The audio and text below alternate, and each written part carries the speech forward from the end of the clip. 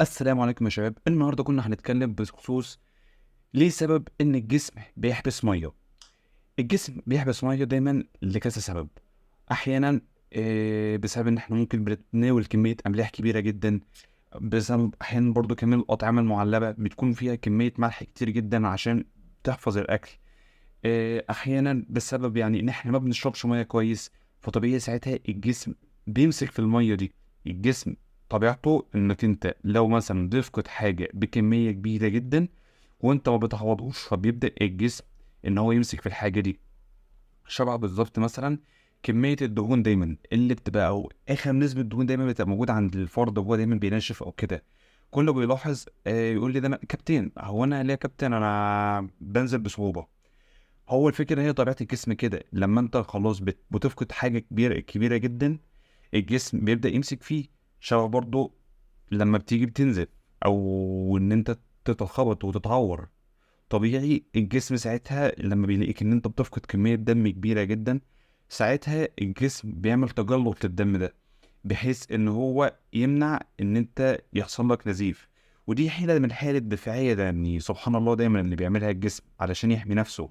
وفي عندنا برضو اسباب برضو زي ان انت ممكن بتاخد ادوية او بتاخد حاجات بتحتوي على الكورتيزول، او في ساعات عندنا برضو لعيبة كمال اجسام لما بيقعد ياخد على طول مدرات للبول مدرات للبول مدرات للبول.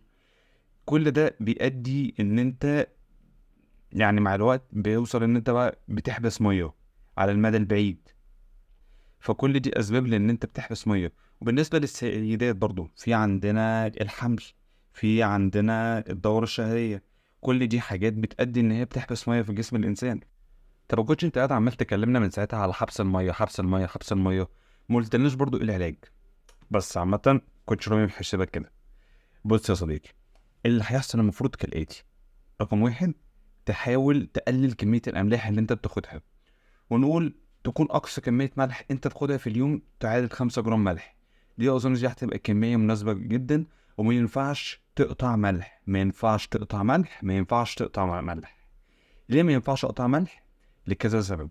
أولهم وأهمهم عندنا إن أنت لما هتقطع ملح، الصوديوم اللي موجود ده في الملح هو ده حاجة بتساعدك على حركة العضلات. فأنت لما تقلل كمية الصوديوم، فبالتالي اللي انت هتعمله ان انت ده هيؤدي ان انت يجيلك احيانا شد عضلي، وطبعا دي حاجة وحشة جدا.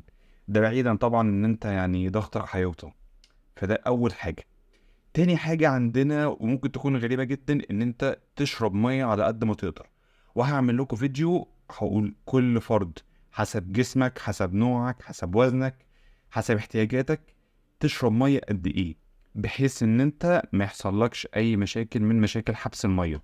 وطبعا بما اننا وصلنا اخر الفيديو، فاتمنى يكون الفيديو عجبكم، وان عجبك الفيديو متنساش تضغط لايك وتشترك في القناة.